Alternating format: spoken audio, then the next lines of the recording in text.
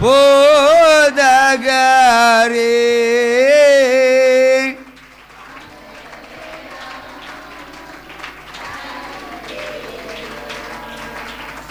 சேருமையா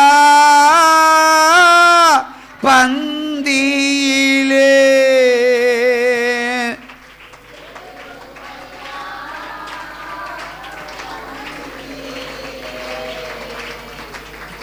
சிறியவரா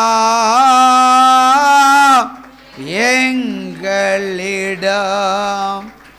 இந்த சிறியவரா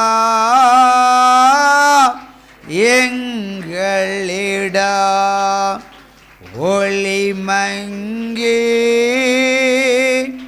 இருளாச்சு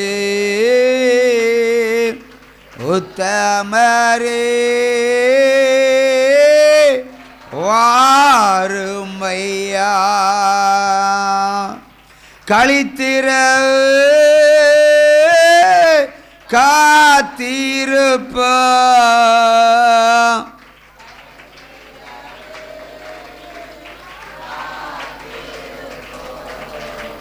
காதலனே கருணை செய்வாய். காதலனே கருணை செய்வாய். ஒரு சம தட்டுவோம்.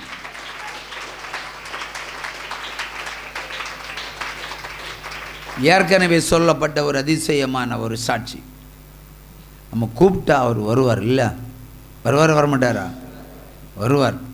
நம்புறவங்க கொஞ்சம் கையை தூக்கலாமா? இல்லை கூப்பிட்டா வருவார். இப்போ கூப்பிட்டு பாருங்க, வராரான்னு பார்ப்போம். கூப்பிட்டா வருவாரா? வருவார். பிரதர் கூப்பிட்டா வருவாரா? சிஸ்டர் பின்னாடி வருவார். இதான் கான்ஃபிடன்ஸு. ஆனால் 4-5 சத்தம் தான் கேட்குது, மீதி உள்ளவங்க சத்தம் காணோம். அல்லேலூயா. இப்போ இன்னொரு அதிசயமான ஒரு சாட்சி, ஏற்கனவே சொல்லப்பட்ட ஒரு சாட்சி தான். 2018 நடந்த ஒரு காரியம். அல்லேலூயா. என்ன காரியம் என்று சொன்னால், ஒரு தாய் ஒரு மகனை கப்பல் வழியாக ஒரு தேசத்திற்கு வேலைக்கு அனுப்புகிறார்கள். கப்பல் பிரயாணம். ஆனால் அந்த கப்பலில் இருந்த ஒரு சிறு கூட்டம் இவருடைய பாஸ்போர்ட்டையும் வாங்கி பணத்தையும் பறித்து, ஏடிஎம் கார்டு அதெல்லாம் பறித்து, எல்லா டாக்குமெண்ட்ஸையும் பறித்து வனாந்தரத்தில் விட்டுட்டு கப்பல் போயிடுச்சு. இப்போ ஒரு வாலிபன் ஏதோ ஒரு நாட்டில் ஒரு காட்டில் வனாந்தரத்தில் விடப்பட்டிருக்கிறான். ஒரு பக்கம் சமுத்திரம், மறுபக்கம் பாலைவனம், அதை தொடர்ந்து காடு. இவன் அடர்ந்த காட்டில் 7 நாட்கள் தங்கியிருக்கிறான். 7 நாட்கள் தங்கியிருக்கிறான். 7 நாள் என்பதெல்லாம் பின்னாடி தான் தெரியும். அவன் அங்கே காற்றிலும் மழையிலும் பனியிலும் ஜுரத்திலும் சோர்ந்து போய் கிடந்தான். ஞாபகம் இல்லாமல் படுத்து கிடந்திருக்கிறான் 7 நாட்கள். அல்லேலூயா. இந்த 7ஆவது நாள் ஒரு தகவல் தாய்க்கு போகிறது, செல்போன் மூலமாக. நான் இப்படி 7 நாளாக வனாந்தரத்தில் ஜுரத்தில் அப்பம் இல்லாமல் தண்ணி இல்லாமல் நான் படுத்து கிடக்கிறேன், பசிக்குதுன்னு சொல்லி தாயிடத்தில் அழுதுருக்கிறான். இவள் தாய் கேட்கிறாள், உன் ஃபோனுங்க, அதான் அவங்க எல்லாம் எடுத்துகிட்டு போயிட்டான். அப்போ இது யாது ஃபோனு, இது யாது ஃபோனு? அது வனாந்தரத்தில் மண்ணா டவுன்ஷிப்பிலே டவர் கிடைக்காது இல்லையா? சில நேரம் ஃபோனை வச்சுக்கிட்டு இப்படி காட்டிகிட்டு இருக்கணும். அது ஒரு பெரியவர் வந்தார், ஒரு ஃபோனை தந்தார். உன் அம்மா கிட்டே பேசுன்னு சொன்னார். அவ தான் அம்மாகிட்ட பேசுகிறேன்னு சொன்னார். அல்லேலூயா, அல்லேலூயா. அப்போது இந்த தகவலை அறிந்ததுமே அந்த தாய் பதறி போய், எனக்கு டெலிஃபோன், பிள்ளை பசியினால் செத்து போயிடுவான், எப்படியாவது அந்த காட்டில் அப்பவும் தண்ணீரும், இதே வார்த்தை தான் சொல்லுகிறாள், சோறு தோசை இட்லின்னு சொல்லலை, அப்பவும் தண்ணீரும் கிடைக்கணும், ஜெபம் பண்ணுங்க பாஸ்டரையான்னு சொன்னாங்க. நானும் ஜோம் பண்ணலை, நான் ஜோம் பண்ணலை. உங்கள் திருப்திக்கெல்லாம் சில நேரங்களில் ஜோம் பண்ண முடியாது. ஆனால் என்ன சொன்னேன், அப்பவும் தண்ணீரும் இந்நேரம் அங்கே கிடைக்கும். இதுதான் கையேத்தணும். அவள் எல்லா ஊழியக்காரரை போல் முழங்கால் படிட்டு ஆண்டவரே தோசை கொடுங்க, இட்லி கொடுங்க, சாப்பாடு கொடுங்க, பிரியாணி கொடுங்க, சோறு கொடுங்க ஒன்று கேட்க மாட்டான் இல்லையா? சும்மா கேட்டால் அப்படி நிறைய கடன் இருக்குது. ஆண்டவரே கொடுங்க கொடுங்க கொடுன்னு சொன்னால் அவர் கொடுக்காமலே போயிடுவார். கொடுக்க நினைக்கையும் தர மாட்டார். கொஞ்சம் இறக்க வைங்கப்பா, அவ்வளோதான், முடிஞ்சு போச்சு. ஒரு வார்த்தையில் எல்லாமே அடங்கியாச்சு. ஆனால் அப்பவும் தண்ணீரும் நேரம் அவனுக்கு கிடைக்கும். அடுத்தபடியாக டெலிஃபோன் கால் வருது. பாஸ்டரையா, அப்பவும் தண்ணீரும் என் பிள்ளைக்கு கிடைச்சிது. அப்பதானே யோசிக்கிறேன், அப்ப கேட்கிறேன், அவன் பையன் எங்க இருக்கான்? அது ஏதோ ஒரு காட்டுக்குள்ள இருக்கானா, பாலைவனம் அப்புறம் காட்டு. எத்தனை நாள் படுத்திருக்கிறான்னு சொன்னா அது 7 days. அப்ப காட்டுக்குள்ள எப்படி செல்போன் வந்தது? அது ஒரு பெரியவர் கொடுத்துருக்கிறாரு. அப்போ தண்ணீர் கொடுத்தது யாரு? அந்த பெரியவர் தான் கொடுத்துருக்காராம். அப்பா தண்ணீரை கொடுக்கிறவர் நம்ம தேவன். அப்பத்தை பிட்டு சீடர்களுக்கு கொடுத்ததும் நம்ம தேவன். இந்த காட்டுக்குள்ள சென்றதும் நம்ம இயேசு. ஒரு சாம கையை தட்டி, சிங்கக்கேபியில் நான் இருந்தேன், அவர் என்னோடு அமர்ந்திருந்தார்.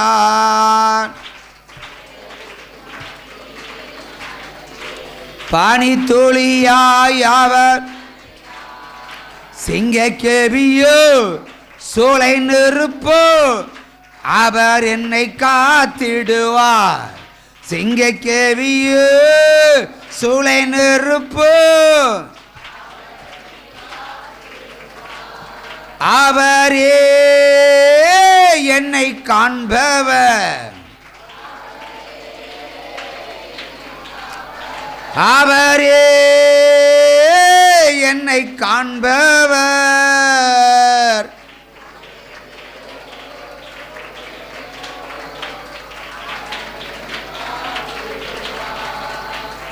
ஆகவே காட்டிற்கு சென்று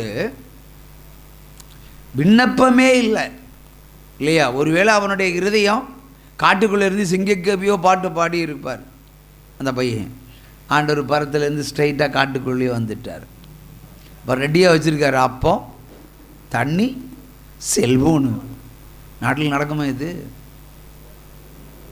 கோயம்புத்தூர் சொல்லுங்கள், நாட்டில் நடக்குமா?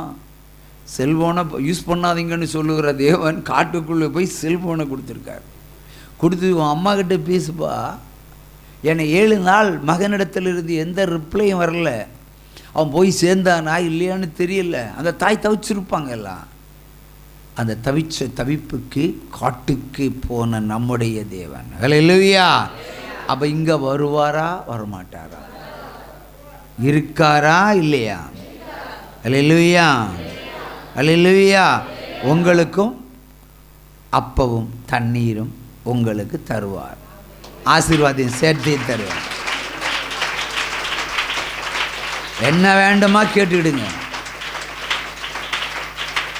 ஹல்லேலூயா. ஆனால் 2 காதுகள் இங்கே இருக்கணும். நான் என்ன பேசுகிறேன்னு கேட்கணும். இருதயம் மட்டும் ஆண்டவரே எனக்கு இதெல்லாம் தேவைன்னு சொல்லிகிட்டே இருக்கட்டும். உங்கள் இருதய விண்ணப்பம் தான் ரொம்ப அதிகமாக கேட்பார், பாய் உதடல்ல. ஆகவே நான் என்ன சொல்கிறேன் நீங்கள் நல்லா கேளுங்க. உங்கள் இருதயம் என்ன சொல்லணும்? ஆண்டவரே வீட்டில் இவ்வளோ பிரச்சனை இருக்குது, இவ்வளோ கடன் இருக்குது, கோடிக்கணக்கான கடன் இருக்குது, இல்லை லட்சக்கணக்கான கடன் இருக்குது, வீட்டில் ஒரு பொடி நகை இல்லை, விலையெல்லாம் ஏறி போயிட்டுருக்கு, அறியாமல் விற்றுட்டோம், இன்னக்க புலம்பிக் கொண்டு இருக்காமல் ஆண்டவரே இழந்ததை திரும்ப தருகிற தேவன், அது ரெட்டிப்பா 100 தனியா அப்படி கொடுக்குற வள்ளல் அல்லவா இன்னும் சொல்லி இங்கே கேட்டுக்கிட்டே இங்கே இருதயத்தில் பேசிகிட்டே இருங்க. கர்த்தர் வீட்டில் போகும்போது ஆசீர்வாதத்தை வச்சுருப்பார். ஹல்லேலூயா. அடுத்தபடியாக அந்த தாயிடத்தில் ஃபோன் வருது. இப்போ ஒரு வித்தியாசமான டெலிஃபோன் வருது. என்ன சொல்கிறாங்க? ஒரு 5000 ரூபா அவனுக்கு அக்கௌண்ட்டில் போட்டு கொடுக்கணுமா? பேங்க் அக்கௌண்ட்டே கிடையாது, எல்லாம் பாஸ்புக் எல்லாம் போயிடுச்சு, ஏடிஎம் போயிடுச்சு, பேங்க் அக்கௌண்ட்டில் போட்டு கொடுக்கணுமா? ஐயா இது நிஜமா இல்லையான்னு கேட்டு சொல்லுங்கள். அது புதிய ஒரு நம்பர், ஃபோன் அக்கௌண்ட் நம்பரை கொடுத்துட்டு அதில் போட சொல்லியிருக்குன்னு சொல்லுவார். அப்போ அக்கௌண்ட் நம்பரோடு வந்திருக்கார் ஆண்டவர். இங்கே பரலோகத்தில் இருந்து அக்கௌண்ட் நம்பரை கொண்டு தான் வந்திருக்கார். ஆள் காட்டுக்குள்ளேயாவது மனுஷன் திருடன் தான் இருப்பான், இருக்கிறத பிடுங்கிறதா இருப்பான். ஆனால் கொடுக்கறதுக்கு காட்டுக்குள்ளே வர்றது நம்ம தேவன் மட்டும்தான். அல்லேலூயா. அவன்ட்டு காட்டுக்குள்ளே இருக்கிறதெல்லாம் நம்பாதீங்க. நம்ம நாட்டில் இருக்கிற தேவனை நம்புங்க, பரத்தில் இருக்கிற தேவனை நம்புங்க. அப்போ நான் தேவ சமூகத்தில் கேட்குறேன், அப்பத்தை கொடுத்தீர், தண்ணீரை கொடுத்தீர், ஆனால் இப்பொழுது ஏடிஎம்மில் காசு போட சொல்லி, ஒருவேளை நான் காசு போட சொல்லி அந்த காசு பையனுக்கு கிடைக்கலன்னா நீங்கள் தானேயா போட சொன்னீங்க, நீங்களே இந்த காசை கொடுத்துருங்கன்னு எங்கிட்ட கேட்டாலும் கேட்பா. நம்ம விசுவாசிகள் பல ரகம் இல்லையா? ஆனால் நான் ஒரே ஒரு ரகம்தான். உற்சாம கையை தட்டுங்க.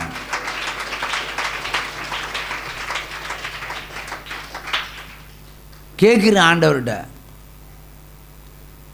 கர்த்தர் கேட்குறேன்னு சொல்லு, கொடுக்க சொல்லு, அவ்வளோதான். 2 வார்த்தை போட்டுருங்க சிஸ்டர். பணம் கொடுக்கப்பட்டது, ஏடிஎம்மில் கொடுக்கப்பட்ட நம்பரில் கொடுக்கப்பட்டது, பணம் பெற்றுக்கொள்ளப்பட்டது. இந்த தகப்பன், இந்த பெரியவர் வந்திருக்கிற இயேசு கிறிஸ்து பையனை கூட்டிகிட்டு கடற்கரைக்கு போகிறார், கப்பல் வேற திசைக்கு போகிறார். அங்கேயும் சில நாட்கள் தாண்டி தான் அடுத்த கப்பல் வரும்பா. அது வரைக்கும் அவரோட இந்த பையனோட ஆண்டவர் இருந்திருக்கிறார். கப்பல் வருகிறது, கப்பல்காரங்கிட்ட இவர் என்னோ பேசியிருக்கிறார். இவனை ஏற்றி விட்டாச்சு. அப்புறம் ஏற்றி விடும்போது அவங்க இறக்கி விடப்படுகிற இடத்துல ஒரு ஹோட்டல் இருக்குமா, அந்த ஹோட்டலையும் சொல்லி அனுப்பியிருக்கிறார். போப்பா, ஏற்றி விட்டு டாட்டா காட்டி இவர் போயிட்டார் பரலோகத்துக்கு. அவன் போய் இறக்கி விட்ட இடத்துல ஹோட்டல் ரிசப்ஷனுக்கு உள்ள என்ட்ரி ஆகும்போது, இது உன்னுடைய பைதானா என்று சொல்லி பையை கொடுத்துருக்குறான் மேனேஜர். அதில் திறந்து பார்த்தா பாஸ்போர்ட்டு, இவனுடைய எல்லா உடைமைகளும் இருக்கிறது. ஆகவே வானத்தையும் பூமியை உண்டாக்கின தேவன் காவல்துறை வேலையும் செஞ்சுருக்கார். இவன்கிட்ட கொள்ளையிட்ட பணத்தை கப்பலில் தேடி பிடிச்சி அவனை பிடிச்சி வாங்கி கொண்டு மேனேஜர்கிட்ட கொடுத்துக்கிட்டு தான் காட்டுக்கு வந்திருப்பார். நான் பையனை அனுப்பி வைக்கிறேன், கொடுத்துறேன்னு. அதை வச்சு அடுத்த ட்ராவல் அவன் ஆரம்பித்தான். இப்போ என்ன தெரியும், நடந்த சம்பவம் மிராக்கிள் சம்பவம். அவரால் கூடாத காரியம் ஒன்றுமே இல்லை. இதை விட அதிகமான அற்புதங்களை அவர் செய்ய கொடுக்கிற தேவன். ஆகவே அவர் மேலே விசுவாசம் வைக்கிறதுல எந்த தவறும் இல்லை, இல்லையா? இப்போ காதலனை பாருங்கள், காதலி கிட்ட எவ்வளோ விசுவாசம் வைப்பான். காதலி மோசமானு சொல்லி பாருங்க, கத்தியால் குத்திடுவான். அவன் மகாவேசியாக இருந்தாலும் அவன் நம்புவான். என் வானத்தையும் பூமியை உண்டாக்குன தேவன் மேலே இதே மாதிரி ஒரு நம்பிக்கை வைத்தால் என்ன? என்னுடைய கேள்வி அதான், ஏன் வைக்கக்கூடாது? நீ சுவாசிக்கிற காற்று இலவசம், நீ குடிக்கிற தண்ணீர் இலவசம், இந்த உலகமே உனக்கு இலவசமாக இருக்கிறது. ஏன் அவர் நம்ப மாட்டீங்க? எங்கேயாவது ஒரு மூலையில் உட்கார்ந்துருந்தா அந்த தெய்வத்தை போய் கும்பிடுவீங்க. நீங்கள் சூடு சொருன்ன சுளுக்கு நான் உலகப்பிரகாரமாக சொல்ல, அது நமக்கு வேணும், அதிகமாக வேணும். சிலவன் சொல்லுவான், I have registered my skin,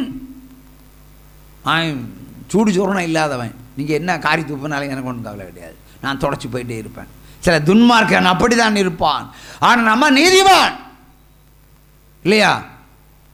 எல்லா காரியத்திலையும் கர்த்தரை நம்புவதுதான் மேலான விசுவாசம். அதன் கழுத்தோல உடம்பு அழுகி புழுத்து பூமியில விழுந்தாலும் வெறும் கழுத்து தொந்தட்டுமே, அப்பொழுது விசுவாசம் பண்ணு. ஆதாமை உருவாக்கின தேவன் மறுபடியும் அதே சரீரத்தை உருவாக்கி தர அவர் சர்வ வல்லவர். அல்லேலூயா, அல்லேலூயா, அல்லேலூயா. நம்பலாமா? நீ நம்பலாம் இல்ல? நம்பலாமா சிஸ்டர்? நம்பலாமா? ஸ்லோவா சொல்றீங்க. நம்பலாம், நம்பலாம்னு சொல்லுகிறோம். கையை தூக்குங்க. அந்த இந்திராவன்னு கையை தூக்கிட்டு பார்ப்போம். ஏன்னா முணுமுணுப்பு சாட்சி. ஒன்றுமே இல்லாத சிவில் உள்ள பணம் இல்லாதவங்களுக்கு எத்தனை லட்சம் ரூபா லோனு? 34 லட்சம் ரூபாய்க்கு ஒரு என்ன பொக்கலேன் இயந்திரத்தையும் வாங்கி கொடுத்தார் இல்லையா? ஒழுங்க சம்பாதிச்சு 1 வருஷம் சம்பாதிச்ச தசமபாகங்க. தசமபாகம் செலுத்தாதவரெல்லாம் இனி இதுக்குள்ளே வராதிங்க. ஒரு இந்த மேடை பட்சிக்கும் உங்களை. இப்போ நான் பொறுப்பு கிடையாது. தசமபாகம் செலுத்தியிருந்தால் அந்த பிரச்சனை வருமா? சரி, கடைசியில் மிஷினை தூக்கிட்டு போனானோ, ஜப்தி பண்ணி போயிட்டானுவான் இல்லையா? அதை நீங்கள் மறுவிலைக்கு விற்று 4 லட்சம் ரூபா கையில் வாங்கிட்டே. சரி, அந்த 4 லட்சத்தில் தசமபாகங்க முரட்டிடுவேன். என்ன விசுவாசம் உங்களுக்கு? அதான் இல்லைன்னு சொன்னல.